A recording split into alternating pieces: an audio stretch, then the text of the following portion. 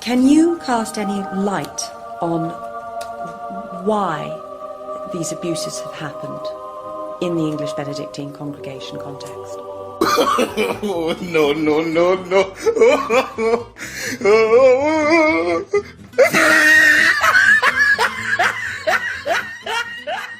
Is it me, or have I just been watching too many science fiction films? It seems to me that sexual abuse is some sort of alien technological virus that keeps us trapped in some sort of mind mould.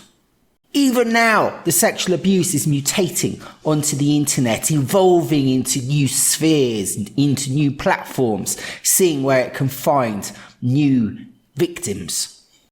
Abuse seems to have its own intelligence and its own safety measures to protect it.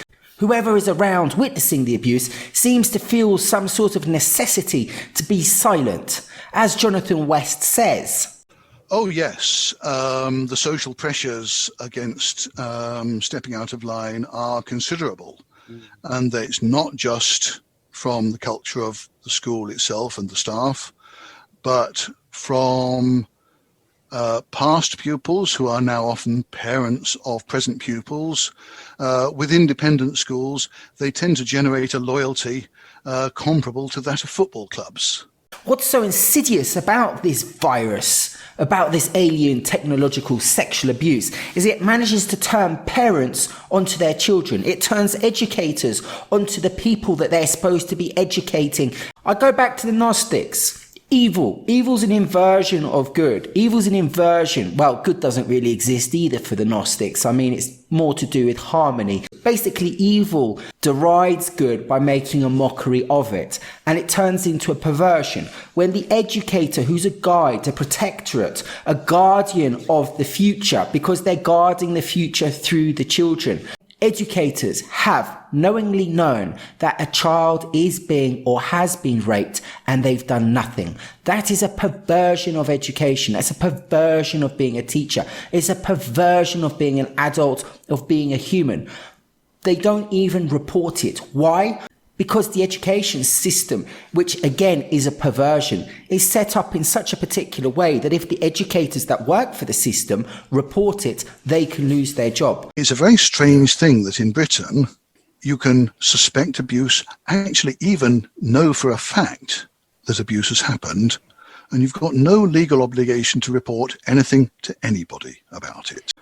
Yes, when I tell parents this, their first reaction is utter sort of jaw-dropping disbelief. Because their job, their pride, their title is more important than the safety of children. And we see this again and again and again within the educational world. And the education people follow orders as well. When the school, like St. Benedict's, like Dr. Dax, who put pressure onto teachers to tell them to shut up, the teachers then went and did that. They shut up. And as a result, boys were molested by priests for decades. There's a lot of bad press out there at all these boys' boarding schools, St. Benedict's, Worth, Downside and Ampleforth. But how about the girls' schools? How about schools like St. Mary's Ascot, which is the elite Catholic school? Those girls have been in the past just prepared for some sort of matrimony with another Ampleforth or Downsidean boy, or Gregorian boy in this case, or a bloke from Eton if one of them will change their religion.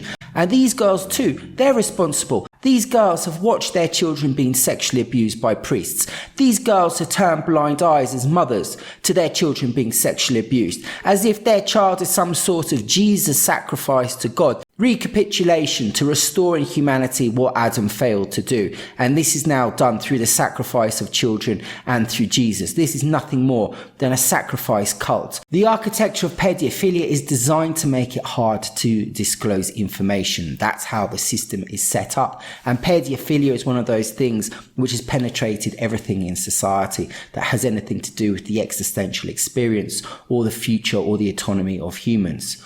This is not just applied to private schools and religion, it's applied to everything. Teachers which are supposed to be whistleblowers are given the same fate as Edward Snowden and Assange, as if these two people are sort of symbols of what might happen to somebody if they do speak up. Without mandatory reporting, anybody who tries to raise a concern in a hostile environment is a whistleblower. and puts their job and even their career at risk, because whistleblowers are often sacked for the sin of doing the right thing. If we had a situation where a mandatory reporting law existed, and a teacher raised a concern and was told by the head, no, don't tell anybody about this, the teacher would, under a mandatory reporting law, be far more protected, because if they then went to the local social children's services, they would now have two things to report. They would have the initial incident that they were concerned about, but they would also have the head's potentially criminal activity in telling them to shut up about it. Yeah. And that would completely change the dynamics of the situation.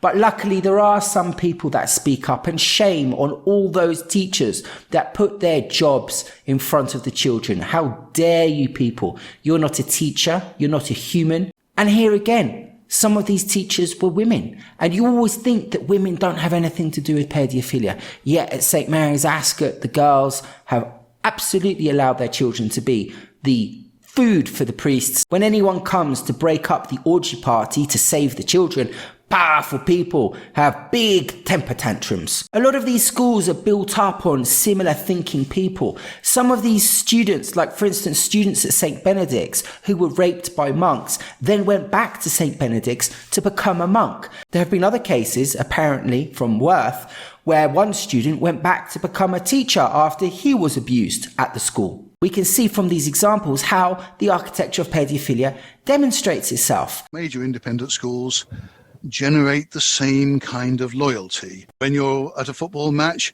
you scream at the ref because he's blind when he gives a decision that's not in your favour. We see mothers that send their children to the schools that they think their brothers were abused at.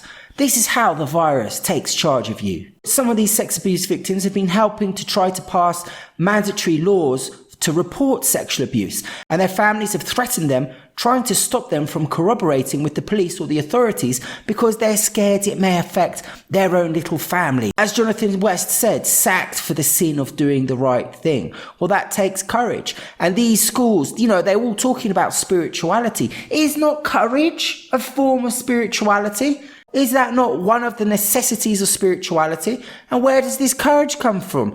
I see a lot of teachers and monks and abbots having a lot of courage to lie, to withhold evidence from court cases, to watch students be destroyed. When the necessity comes to pull up that courage from within for honesty, for the right thing, suddenly it goes out the window. I wonder if money has anything to do with this. As an educator, you shouldn't have to be taught to do the right thing. It should be imbibed into you. The reason you want to become an educator should be for the protection of children and for the future, not so that you can have a bottle of Chablis on Sunday night. It's hard to offer a description of the government's motivation. That's because the government is tied up with paedophilia. Margaret Thatcher hid it. Edwina Currie hid it. The Conservative parties hid it. MI5 hid it. You have to understand that the government has a lot of paedophilia in it. The parents aren't up in arms about it because, as we've already discussed, most parents aren't aware that there's a problem here. And most parents aren't aware, even if it's not the law, that anybody would actually not want immediately to report concerns.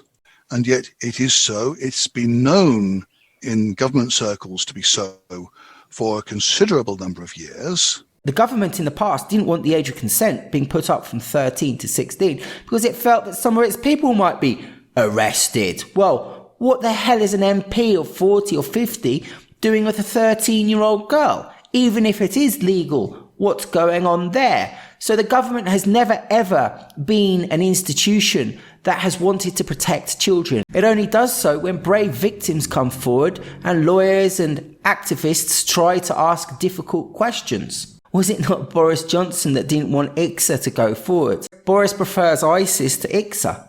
On the face of it, not to report abuse is so illogical and morally wrong that they find it hard to believe that that's what actually happens. I'm trying to get out. I'm stuck. Yeah? You're parked too close, mate. What do you think you're doing? You're right up my backside. Like a sandwich in here. Put your car into reverse, yeah? Keep going to the end of eternity. Then you'll know that you're finished. This was the Thomas Greenwood Podcast.